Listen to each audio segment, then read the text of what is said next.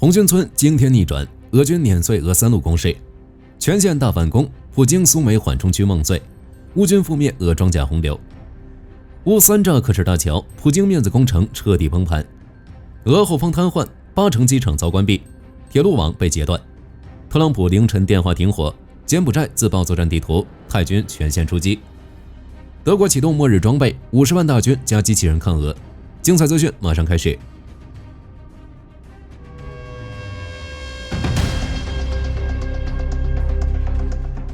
厮杀是如今俄乌战场的主旋律，俄乌两军士兵在各处战线交织在一起，往往都是包围的同时被包围。由于信息量密集，战场变化太快，火力军将以简讯的方式为大伙还原过去24小时战场内外的动态。过去2天，红军村是战场的焦点，也是最让火力军担心的地方，但乌军的勇猛令火力军意外。从25号开始，红军村就已经出现了数轮可危及整条乌军防线的战事。如25日就有消息传出，俄军很可能已从东北方向越过卡金尼托列齐河，控制了红军村东大门、新埃里克诺米奇耶镇。该消息虽未得到战争研究所和乌军官方的承认，但若乌军的沿河防线失守，那俄军的重装部队必然会趁机渡河，直逼红军村主战场。目前该战线由乌克兰第2国民警卫队旅接替防御，而替换下来的乌军第142、153机械化旅、第38海军陆战旅以及第14独立突击旅。除了休整外，第14独立突击旅已被调到了罗金西克进行驻守。火力军就这样怀着忐忑的心情熬到了26日。没想到今天北翼的乌军给了一个大惊喜，其通过反击成功夺回了波波夫亚尔村，俄军的进攻暂时被遏制。同时在红军村谢洛夫卡方向作战的乌军第118旅更是击溃了俄军第35旅，成功摧毁坦克1辆、装甲车4辆、轻型越野车4辆，击毙车组人员38人，轻步兵300人。在战斗中，乌军首次大量使用反步兵地雷，大量杀伤了俄友生力量。红军村南翼从莫斯科夫斯克和佩舍特拉夫纳向红军村推进的俄军也被击溃，详细战况有待进一步披露。不过综合泽连斯基和希尔斯基的消息，目前渗透进红军村的小股俄军已被完全肃清，室内总部以及纪念馆稳定下来。如泽连斯基就在军方最高会议上表示，虽然各条防线乌军的防御很艰难，但对俄军来说同样艰难，俄军至今没有在任何方向推进，同时发布警告，要小心俄军的信息舆论战，称俄军由于很长时间没有取得任何重大突破，因此一直试图通过不断发布虚假胜利信息来扰动军心，并弥补战场上消耗极大却毫无进展的尴尬。希尔斯基将军也称，近期俄军每天都会进行5到7次渗透作战，人数从2人到12人不等，他们试图通过拍摄插旗视频来宣布占领该地，但真实情况是所有渗透的俄军小组都被乌军消灭了。截至目前，红军村所有主阵地都还在乌军的手里，外警戒阵地也没有完全丢失。其实25日时，火力军就在想，为什么好端端的俄军突然能快速推进了，直到看到这条消息。乌方消息称，25日凌晨3点左右，乌军前线使用的星链卫星系统中断了150分钟。虽然没有确凿的证据说俄军此次突破与其有关，但乌军的战斗确实受到了影响。据悉，截至今年4月，乌克兰境内运行着超过5万台星链终端，其中 2.5 万台由波兰购买。星链对乌克兰军队的指挥通讯系统至关重要。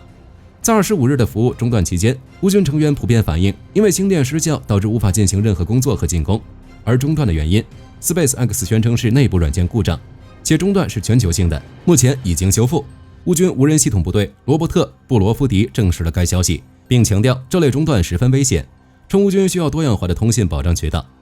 与此同时，包括路透社和华盛顿邮报在内的多家媒体爆料称，2022年9月，在乌军反攻赫尔松的关键时刻，马斯克曾下令 SpaceX 公司切断乌军前线的星链信号覆盖，当时直接破坏了乌军的反攻行动。虽然乌军之后取得了反击作战的胜利，却因通讯指挥陷入瘫痪，导致没能消灭更多俄军。俄军几乎没有任何人员损失的撤回了第聂伯河左岸地区。如今情况再次上演，火力军很难相信这还是意外。其他战场烈度虽不及红军村，但战斗已经惨烈。在库尔斯克苏梅边境，俄军沿着 H07 公路向南推进，但在亚布卢尼夫卡方向时遭到了乌军伏击，损失较大。之后，俄军增援部队赶到，重新集结并发起攻势，最终导致向前推进了约200米左右。而乌军除了伏击俄军外，还同时反击解放失地。据 Deep State 披露，乌军第225部队收复了苏梅的金德拉季夫卡，该消息此前火力军通报过，现在得到了多方的确认。据悉，在此轮反击中，乌军消灭了俄军的3个营，并击毙了对方的1位营长指挥官。苏梅地区的局势正得到进一步巩固。值得注意的是，乌军在前线反击的同时，还持续展开了针对俄军大后方集结地、指挥所和后勤枢纽的打击行动，最终迫使俄军指挥部将预备部队部署到了远离当前作战区域的地点，而这正中乌克兰下怀。这些预备部队确实远离了乌军无人机的侦察范围，但俄军也无法在前线迅速展开事件后做出快速反应。正是利用这一点，乌军在收复金德拉季夫卡之后，紧接着在空中火力的帮助下，又将俄军从安德里亚夫卡定居点击退。战斗中，俄军指挥官虽立即下令发起反击，试图重新夺回安德里亚夫卡，但这些攻势反而成为俄军自己的灾难。据带定位信息的影像显示，在安德里伊夫卡周边的田野里散落着俄罗斯士兵和燃烧的摩托车，可见俄军的反击是徒劳的，不仅没有带来任何切实的收获，反而耗尽了俄罗斯的人力，加剧了俄罗斯的作战困境。总之，重新夺回金德拉季夫卡是乌军在遏制俄军向苏梅州推进的整体战略中一个重要里程碑。通过夺回这个关键的边境定居点，乌军极大地扰乱了俄军后勤物流和部队轮换，破坏了普京建立缓冲区的目标。库皮扬斯克方向，乌军通报称，俄第6集团军一部组织了多辆装甲车尝试进行突破，但均未能成功。就连俄军事博主西米诺扬都在电报频道上称赞乌军无人机部队高效反制。利曼方向，诺尔报告报道，乌军在托尔斯克和谢列布良斯克3点区域发起多点进攻，成功建立起了立足点，目前正猛攻季布罗瓦一带。俄国防部则通报称占领了托尔斯克村，但部分俄博主表示，俄军实际只控制了该村北部地区，具体战况还有待确认。但乌军的反击态势确实是明显的。西维尔斯克至恰索菲亚尔一线，乌军同样组织了一场小规模反击。地理定位影像显示，乌军收复了恰索菲亚尔西南方向的兹拉霍迪街一带，而俄军则正以无人机加密集火炮的方式配合机械化步兵不断渗透，但数次进攻都倒在了乌军坚固工事面前。不得不说，乌军雷场和无人机再次发挥了巨大作用，尤其是无人机，在打退俄军机械化进攻后，又袭击了俄军的铁路系统。7月26日早晨，乌军无人机和海马斯火箭弹直接覆盖了顿涅茨克的俄军铁路线和军事基地。现场画面显示，俄控区飘起了浓烟，并不时传出剧烈的爆炸声。从北部到乌东，说上一句乌军开始了大反攻都不为过。那一直处于进攻态势的乌南是什么情况？有没有再创佳绩呢？南线扎波罗热战场地理定位录像显示，俄军摩托车冲锋队在卡姆扬斯克西北方向的德普拉夫尼中部取得少许进展，目前正交战于乌军阵前，详细战况有待进一步披露。不过在赫尔松方向，俄军虽在赫尔松东部和西南方向发起了进攻，但可能因是试探进攻，因此并无突破。乌军南部战线发言人特雷胡波夫中校称，俄军加强了对尼古拉耶夫州和赫尔松州地面补给线打击。至于更南端的克里米亚方向，乌军打击从来没有停止。据开源情报披露，7月26日，乌军无人机和导弹重点打击了克什大桥及周边地区。虽然暂无详细战况流出，但目击者表示，在克里米亚多处都听到了巨响，克什大桥也因此再度关闭。而且从遇袭规模上看，这可能是近期克里米亚遭受的最大程度空袭。当然，乌军无人机和导弹也没有放过俄罗斯境内的军事目标。离得最近的库尔斯克方向，乌克兰安全局特别行动中心阿尔法特战队使用光纤无人机摧毁了俄军4辆汽车、3辆摩托车、2辆全地形车和1辆4轮马车，共杀伤俄军26人。其中，乌军游骑兵第3团更是击毙了俄军电子战部队指挥官。此外，乌克兰空军也再次出击，2架米格29使用铁锤精确制导航弹摧毁了俄军位于布良斯克一处前沿指挥所。从航拍的视频看，俄军的建筑物遇袭后发生了猛烈的爆炸。地面部队也拍下了米格29在空中发射导弹的瞬间，而类似的场景经常发生在俄罗斯的土地上。目前详细的战损正在确认中。值得注意的是，乌军无人机部队此次除了打击俄军事目标外，还重点打击了俄军的交通系统，如乌军无人机袭击了罗斯托夫的铁路系统，新切尔卡斯克和塔甘罗格的铁路线遭到严重破坏。这2处都是俄军后勤物资的重要配送站。一同遇袭的还有新切尔卡斯克的一家大型购物中心。报道称，该中心里面存放着俄军前线所需的无人机。莫斯科方面尚未做出回应。受空袭影响，俄罗斯8大城市机场被迫关闭。据开源情报披露，连续不断的空袭导致俄罗斯从斯塔夫罗波尔到索契的8个城市都关闭了机场运营。此前，乌军对索契机场的空袭导致俄军油库起火爆炸。尽管俄方随后宣布恢复了各地机场的运营，但现在看来，乌军无人机带来的影响依然存在。除了索契外，克拉斯达诺尔边疆区的其他城市也遭到了不同程度的袭击，如季马舍夫斯克就被乌军无人机大范围光顾，当地声称拦截了全部的空袭，但却表示无人机碎片坠落击中了火车站，导致铁路交通瘫痪。同样遭遇的还有斯塔夫罗波尔边疆区最大的涅文诺梅斯克阿佐特化工厂。据奥斯特频道最新消息，当时至少遭到了约100架无人机的轰炸，目前多个生产车间都被迫停产，俄军的燃料供应受到一定影响。到了26日凌晨，乌军无人机再次来袭，此次又打击了当地的信号工厂。据悉，该工厂为俄军提供无线电设备。流出的现场画面显示，信号工厂大楼被撞击后，迅速喷发出巨大的火球，工厂多处都遭到了不小的破坏。通过观察发现，乌军近来的空袭目标不仅以俄军事设施为主，更多的是以俄交通、军工厂、能源设施等为目标。同时，据俄方的报告显示，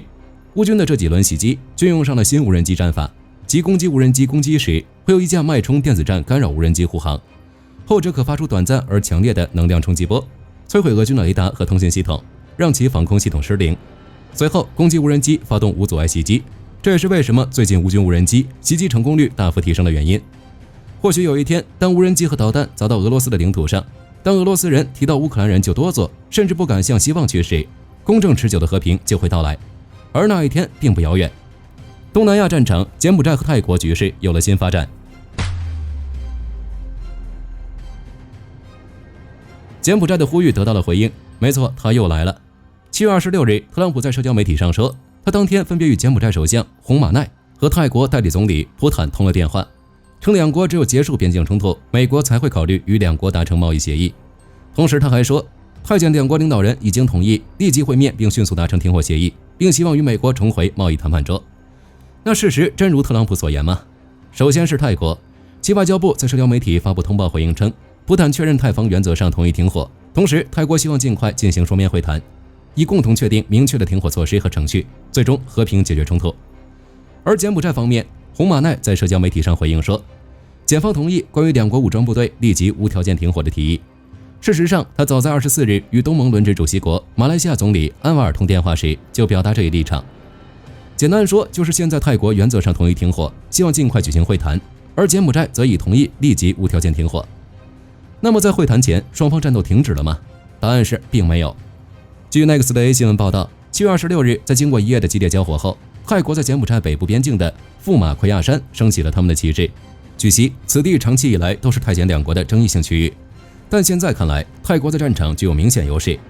另外，虽不是泰国是否有进一步升级冲突的打算，但有报道称，泰军已向距离柬埔寨边境40公里的多地发出疏散令。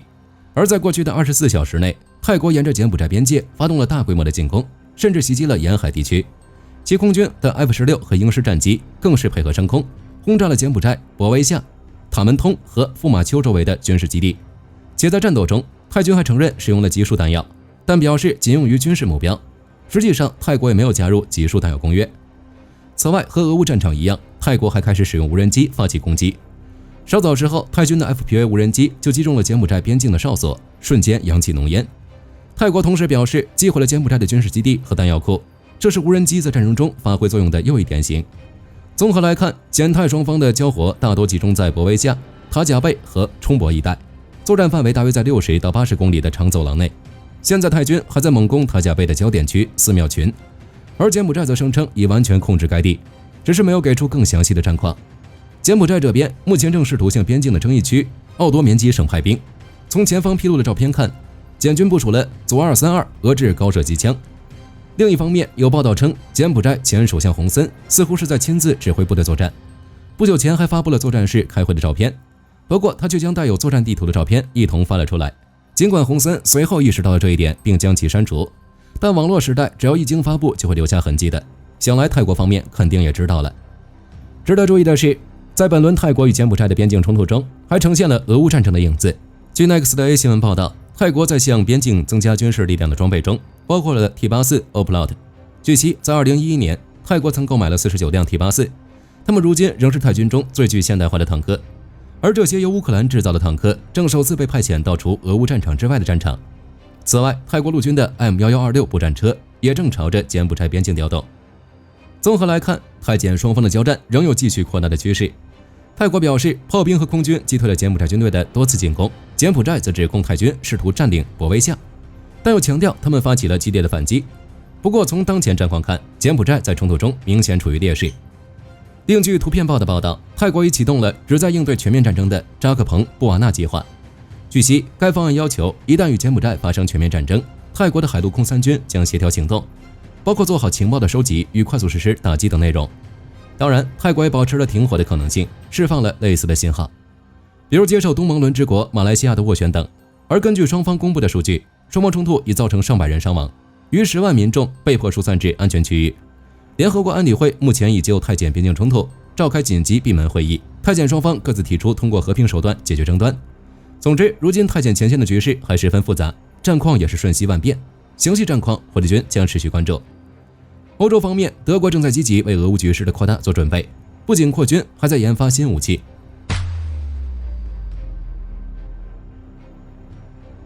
据路透社报道，德国计划在2031年前每年都招募4万人参军，其目标是到2035年将专业部队扩充至26万人，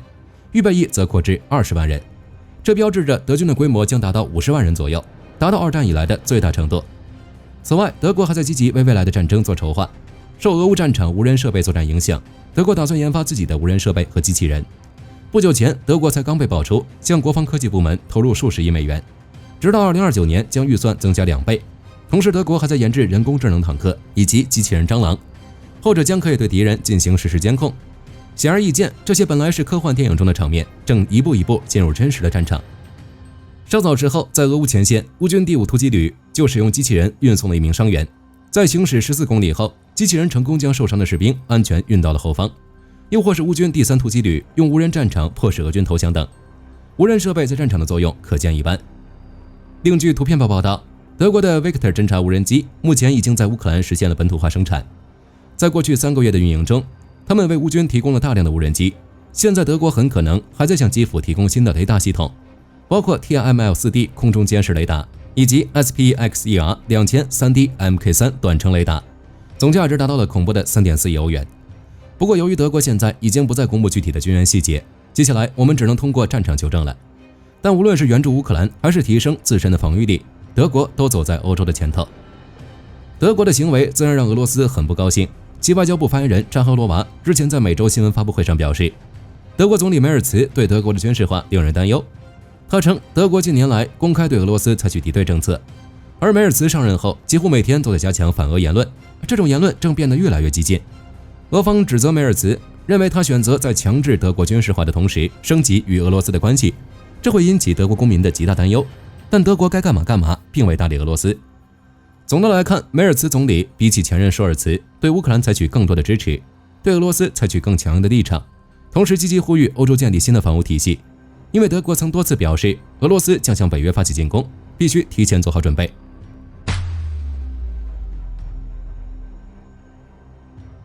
据美国海军研究协会新闻报道，在正在进行的护身军刀演习中，